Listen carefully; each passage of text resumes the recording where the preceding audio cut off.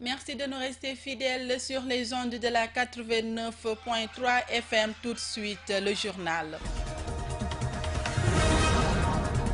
Les enseignants ont repris le chemin de l'école ce mercredi, une rentrée effective mais pas généralisée à cause de l'état physique de certains établissements. Les anciennes cartes d'identité numérisées continuent de faire de la résistance avec une nouvelle prorogation décidée par les autorités, une décision qui a reçu l'adhésion des Ziguinchorois. L'actualité internationale et la revue de la presse mettront fin à ce journal. Le développement, c'est juste après ceci. Bienvenue dans cette principale édition présentée par Rokhaya Bey et mise en onde par Mahfous Kouyaté. Je vous le disais dans les titres, les enseignants ont effectué leur rentrée scolaire ce mercredi 4 octobre 2017. La majorité du personnel était sur place dans l'ensemble des écoles visitées, mais certains établissements sont inaccessibles à cause des inondations et risquent de prolonger la rentrée des élèves prévu lundi prochain, nous dit Mohamedou Salif Ndiaye. Le personnel enseignant a repris le chemin de l'école ce matin. Dans l'ensemble des écoles visitées, les enseignants se sont présentés. Mais à Francisco Carvalho, le personnel n'a pas pu accéder dans l'enceinte de l'école à cause des inondations et des herbes qui envahissent les lieux. Très difficilement, vous voyez que nous sommes tous arrêtés devant le portail. Nous avons des problèmes d'accès. D'abord, il y a l'eau que vous voyez de le portail, mais aussi il y a l'herbe. Bon, le conseil départemental était là depuis 3 jours. Ils ont tenté d'entrer, mais avec l'eau, ça n'a pas marché. Ils n'ont pas pu désherber. Les sapeurs sont venus pour aspirer l'eau. Ils y sont. Mais avec les pluies qui viennent, ils ne sont pas arrêtés. La cour, sinon à nouveau. À l'école Moussa Bari, le personnel a répondu présent. Les salles de classe ont été désinfectées et tout est fin prêt pour accueillir les élèves. C'est une rentrée vraiment timide. Elle est timide, mais quand même nous avons le personnel, tout le personnel là. Et nous attendons les élèves le 9. Bon, les classes aussi, on les a désinfectées, on a rangé toutes les tables là-bas, on a aussi nettoyer toute la cour. En tout cas, l'école est fin prête pour accueillir les enfants de 9. L'IF de Ziguinchor, accompagné de son secrétaire général en visite de terrain, nous fait la situation. Voilà, donc depuis ce matin, nous avons commencé à faire le tour des écoles pour un peu nous rendre compte de la situation, surtout par rapport à la présence du personnel enseignant. En tout cas, dans les écoles où nous avons été, le personnel est là. Il y a quelques rares absents, mais de façon générale, le personnel a répondu massivement donc, pour la rentrée scolaire. La majorité des écoles de la commune de Ziguinchor sont fin prêtes pour accueillir les élèves lundi prochain. Mais le seul bémol réside dans ces établissements encore engloutis dans les eaux et qui risquent de saper le concept Ubitei Djangatei.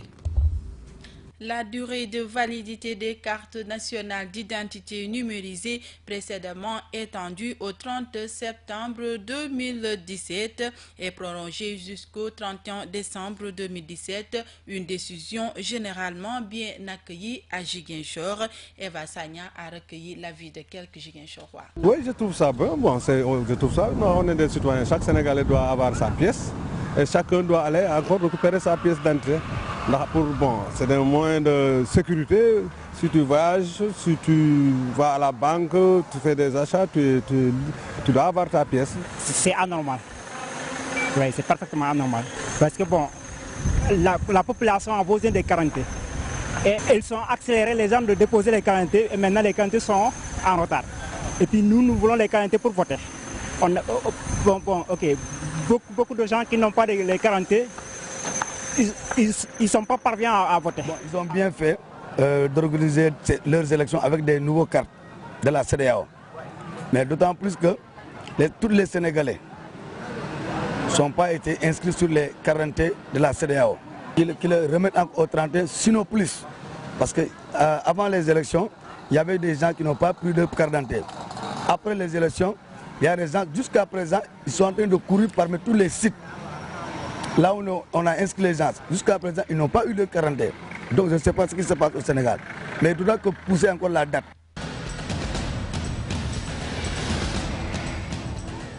Vous l'avez certainement compris, nous ouvrons à présent la page sportive de ce 13h30, fin du championnat navétane pour la zone 3 de l'ODCAV de Bignona. Les jeunes de cette zone de Tangori qui ont joué la finale dimanche à Garonne dans un esprit de fair play et de non-violence veulent maintenir la cohésion et participer au développement de leur commune. Lamine Badia. L'option de terminer les navétanes avant la rentrée des classes a été respectée cette année encore par la zone 3 de l'ODCAV de Bignona. Les dernières rencontres ont eu lieu dimanche à Garonne sous le signe de la non-violence. Elhadji Djibril Diédhiou est le président de la zone 3 de Tangori. Je n'ai pas en mémoire une édition qui a été chamboulée par des histoires et consorts. Donc mon objectif c'est toujours maintenir la zone 3 dans la cohésion et dans la paix. Je suis très satisfait. Le même sentiment se lit également sur le visage du parrain de cette édition. Pour lui, l'unité des jeunes de Tangori peut être une solution au développement de la zone. Tidiane Badji. Le message que je voulais lancer à la jeunesse de Tangori, ils n'ont qu'à continuer ce qu'ils font. Parce que ce qu'ils font, bon, il y a entente entre eux. Bon, quand il y a entente, vous pouvez organiser. Donc si vous organisez, vous pouvez aussi faire quelque chose. Et le football, c'est quelque chose, surtout ici, c'est un entraînement que les gens ont fait. Si Dieu fait qu'il y a des gens qui peuvent jouer bien, il faut aller loin. Voilà pourquoi, prenant en compte de leur organisation, je suis content de cela. L'ASC Boutouelette a été sacrée championne en catégorie cadette après avoir gagné en finale celle de Mangoulin Kenoume, tandis que Ngonyam, pour sa première participation, s'est adjugé du trophée en senior aux dépens de Tangori. Tout s'est terminé dans l'allégresse et la bonne ambiance. Rendez-vous en 2018. GMS Bignona, Lamine Bayan. Sport, toujours, la région de Ziguinchor sera représentée en garçons comme en filles par Santhiaba Volleyball Club en Ligue 1 sénégalaise de cette discipline. Le club rencontre cependant des difficultés financières, d'où l'invite de son président et des compétiteurs à plus d'attention et de considération. Sissa Okoli. Sans moyens ni de soutien, Santhiaba Volleyball Club a su relever les défis. En effet, après avoir représenté dignement la région en deuxième division, le club évoluera en garçons et en filles en première division dès la saison prochaine.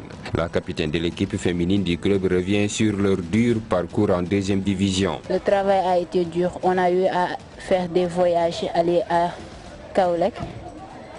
Bon, notre dernier voyage a été à Dakar pour jouer, pour monter en première division.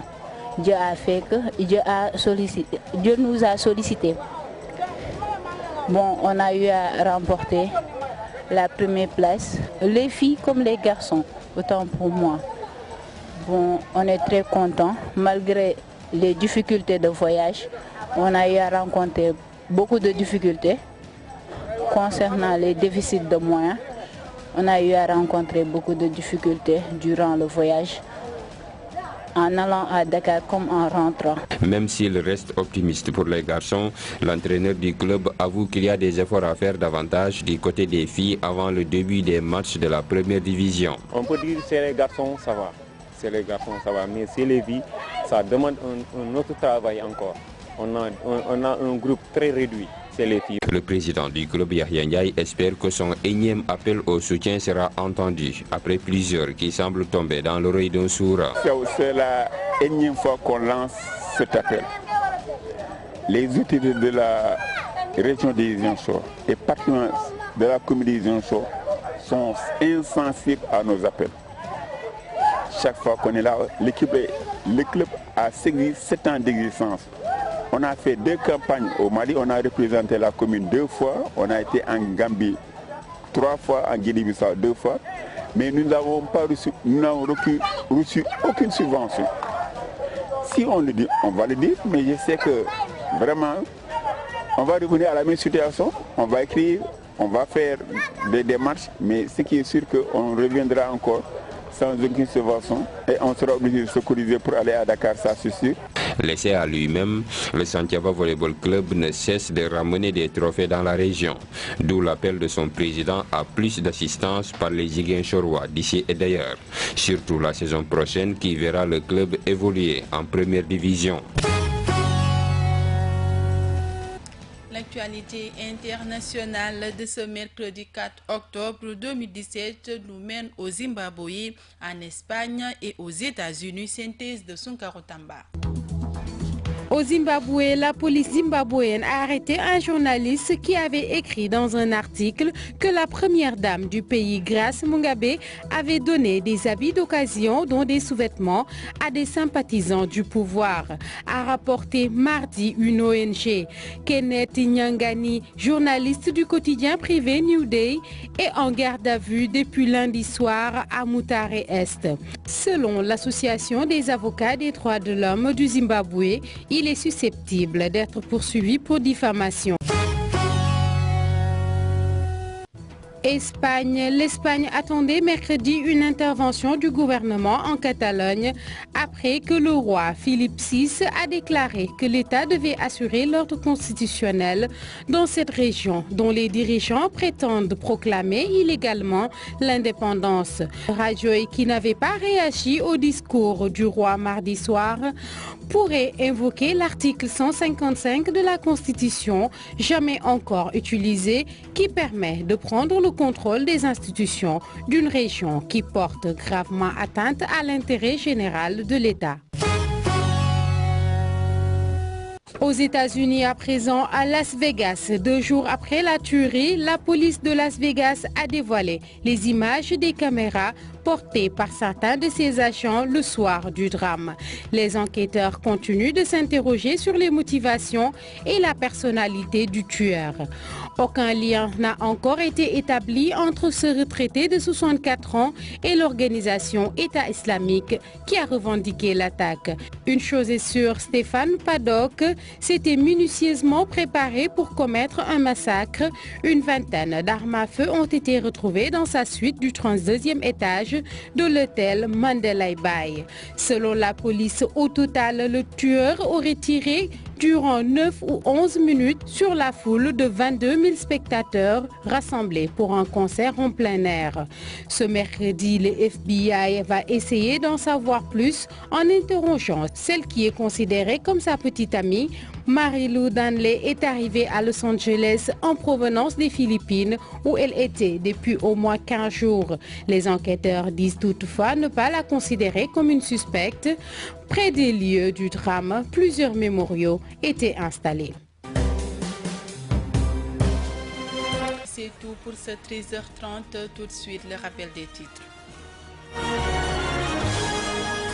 Les enseignants ont repris le chemin de l'école ce mercredi, une rentrée effective mais pas généralisée à cause de l'état physique de certains établissements. Les anciennes cartes d'identité numérisées continuent de faire de la résistance avec une nouvelle prorogation décidée par les autorités, une décision qui a reçu l'adhésion des Ziguinchorois.